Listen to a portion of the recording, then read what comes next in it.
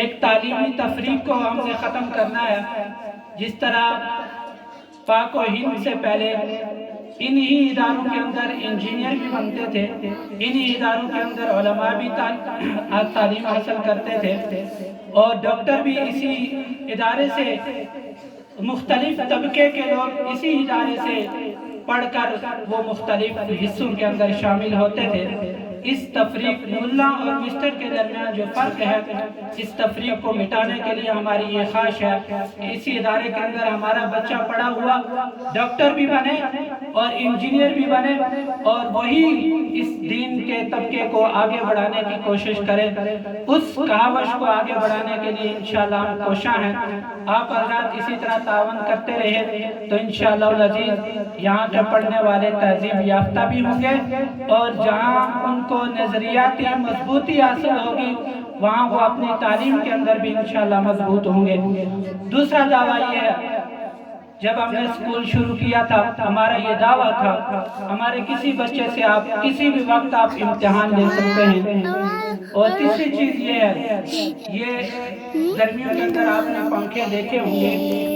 جب تین پنکھے کے تین پر ملتے ہیں تو پنکھا ہوا دیتا ہے،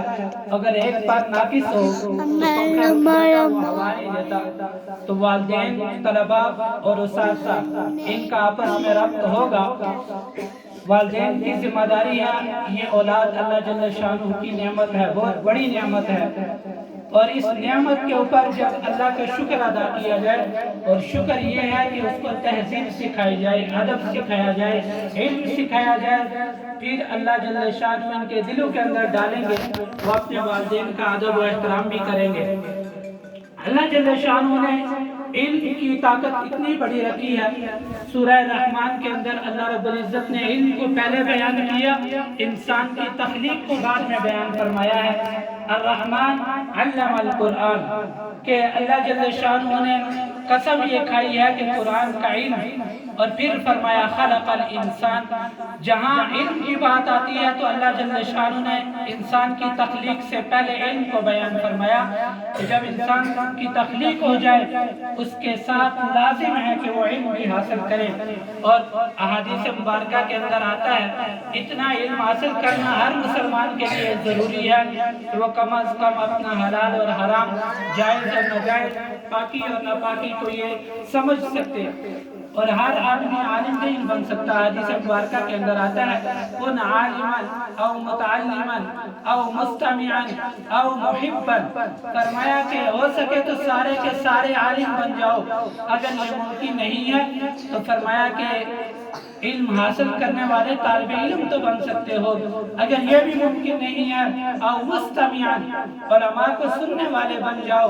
اگر یہ بھی ممکن نہیں ہے او محبا، جو علماء کے ساتھ محبت کرنے والے بن جاؤ،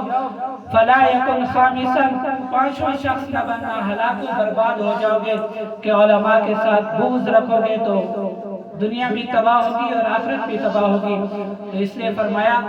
سب سے بڑی چیز اگر بچوں کے اندر ادب ہے تو تعلیم اس کے اندر ہے، اور وقتاً فوقتاً جو حضرات کرام کے بچے یہاں تعلیم حاصل کر رہے ہیں ان کی یہ ذمہ داری ہے کہ وہ اپنے بچوں کا حال احوال پوچھیں۔ گھروں کے اندر جو ہوم ورک دیا جاتا ہے،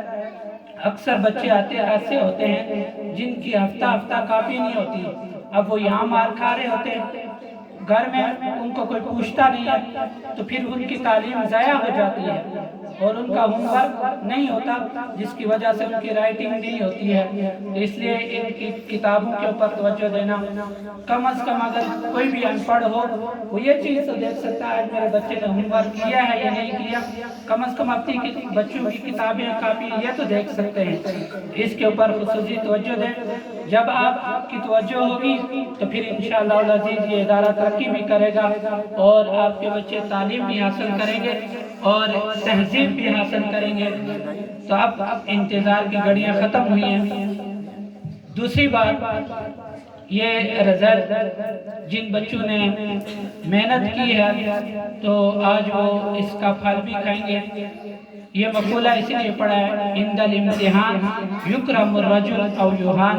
امتحان کے وقت انسان یا تو بلندی عزت پاتا ہے یا اس کو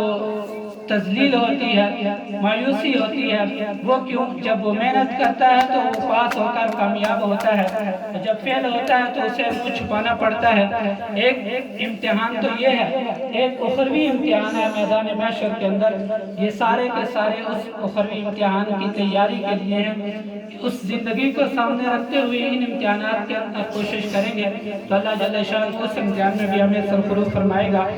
تو اس لیے ابھی انتظار کی گھڑیاں ختم ہوا چاہتی ہیں، ان بچوں کا رزلٹ اناؤنس کیا جائے گا جنہوں نے پوزیشنیں لی ہیں۔ اور تیسری چیز، ہم نے مدرسہ، سکول، ناظرہ، حفظ اور سکول کے بچوں کا ناظرہ، یہ سب ایک ہی دفعہ کا رزلٹ کیا تاکہ یہ تفریق ہم سے ختم ہو جائے۔